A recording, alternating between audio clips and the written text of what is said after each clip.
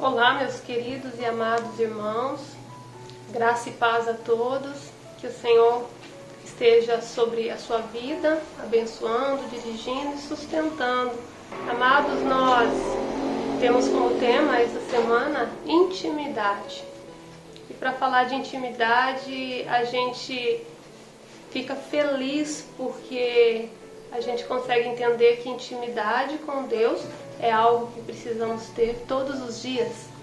Assim como respirar, não é? Assim como nos alimentar o físico, nós também precisamos alimentar o nosso espiritual, não é? E intimidade com Deus precisa ser o melhor tempo do nosso dia. Nós não devemos deixar para ter o nosso tempo com Deus tarde da noite, quando já estamos morrendo de sono, cansados. Mas precisamos escolher o melhor tempo, o tempo que vai ser edificante, não é? Para estar com Deus. E quando eu penso a respeito de intimidade com Deus, eu penso que Deus é um ser importante, tremendo, maravilhoso, é o dono de todas as coisas, foi Ele quem criou céus e terra, não é? Ele criou todas as coisas, tem um domínio sobre todas as coisas, é o mais importante ser do universo. E Ele para ouvir a nossa oração. Quando nós nos aproximamos dele, ele para tudo para nos dar atenção. Isso é magnífico. Deus, desde os primórdios, ele deseja ter intimidade conosco. E muitas vezes a gente ouve as pessoas dizendo que não tem tempo para Deus, não é? Mas, querido, nós precisamos saber administrar o nosso tempo. Alguém um dia disse que Deus é o dono do tempo e nós somos os administradores. E precisamos administrar com sabedoria o nosso tempo. Ter disciplina para termos bom tempo para falar com Deus. Aquele que para tudo para nos atender. O Espírito Santo de Deus, ele tem tocado nossos corações através da intimidade com o Senhor. E é através da intimidade que nós aprendemos tantas coisas importantes para vencer no dia a dia. Nós aprendemos diante de Deus a sermos humildes, nós aprendemos diante de Deus a termos sabedoria, também aprendemos a andar nos caminhos que o Senhor trilhou para nós e tantas outras coisas nós aprendemos quando estamos com Deus, quando estamos íntimos de Deus, não é mesmo?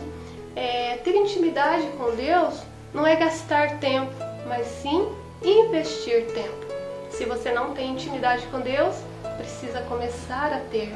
Porque nós não devemos buscar ao Senhor e ter intimidade com o Senhor quando as lutas nos perseguem, quando as coisas saem do controle, quando as crises chegam. Mas ao contrário, nós já devemos estar preparados, né, espiritualmente falando, para que quando elas chegarem, nós tenhamos força, disposição de Deus, graça, sabedoria para enfrentar e ser mais um vencedor.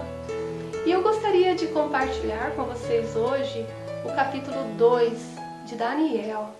Uma história muito linda que edificou muito a minha vida quando eu a li, que conta a história do rei Nabucodonosor.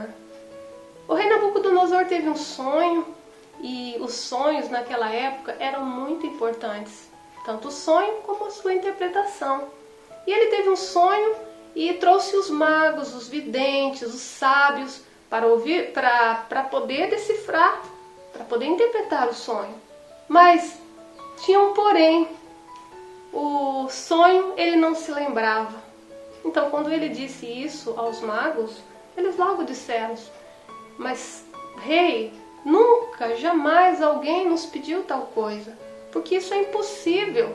Geralmente eles interpretavam o sonho que o rei falava ao sonho. E nesse momento o rei estava pedindo que eles descobrissem o sonho e depois interpretassem o sonho. E foi o que eles disseram: não tem como, isso é impossível. E aí o rei fez um decreto para que todos os sábios, todos os videntes, os feiticeiros, todos eles fossem mortos. E dentre todos esses sábios estava também Daniel e os seus amigos. Quando Daniel ficou sabendo da questão, pediu ao rei que lhe desse um tempo para que ele, na presença do Senhor, tivesse aí a graça de Deus para dar a interpretação do sonho. E foi realmente isso que aconteceu. eles se uniram, Daniel e seus amigos, e foram buscar a presença do Senhor. E aí eu fico imaginando, o que será que aconteceu nesse tempo onde eles estavam íntimos de Deus, onde eles estavam ali buscando, orando, né? Com certeza clamando, prostrando-se na presença do Senhor. O que será que aconteceu ali? Será que houve lágrimas? Às vezes, amados, eu fico pensando o seguinte: no mundo em que vivemos, nessa sociedade, as pessoas, o lema é rir. Quando alguém chora, simboliza fracasso, depressão e derrota. Mas à luz da Bíblia, o choro pode também significar contrição e quebrantamento. E Deus ama o crente que chora na sua presença. É na presença de Deus que nós precisamos chorar. Não precisamos ter vergonha, mas quando nós choramos, quando estamos em quebrantamento diante de Deus, nós pedimos perdão pelos nossos pecados, nós conseguimos entender os nossos erros e nossas falhas, nós conseguimos ser humildes na presença do Senhor.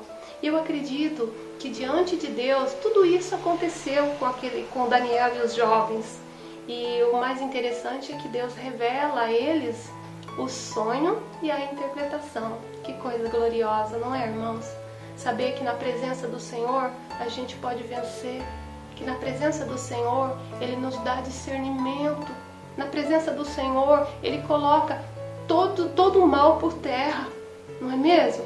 E aí Daniel vai até o rei e lhe conta então o sonho e também lhe conta a interpretação.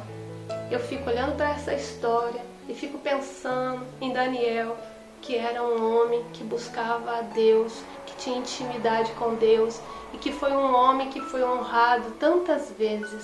Mais à frente nós vamos ver a história dele, não é? Quando perseguido. Claro, o homem que tem intimidade com Deus é um homem abençoado, é um homem que anda e as coisas acontecem, porque a mão de Deus está sobre ele, não é mesmo? Então tinha muitas pessoas que perseguiam Daniel, invejas sobre a vida de Daniel, mas Deus sempre deu a vitória a Daniel. Mesmo quando ele foi lançado na cova dos leões, os leões não puderam fazer nada com Daniel, porque Deus cuidou de Daniel dentro da cova dos leões. Com essa história eu aprendo que Deus está cuidando de nós e Deus deseja ter intimidade conosco e que nós possamos aprender isso nessa tarde, não é mesmo? E eu gostaria de ler aqui no capítulo 2 mesmo de Daniel, o versículo 23, e Daniel vai estar dizendo assim, ó: a ti, ó Deus de meus pais, te agradeço e te louvo, porque me deste sabedoria e força, e agora me fizeste saber o que te pedimos, pois nos revelaste este assunto ao rei. E eu glorifico ao Senhor, porque ainda existem muitos homens e mulheres de Deus, muitos homens e mulheres que têm compromisso com a presença do Senhor e têm sido abençoados.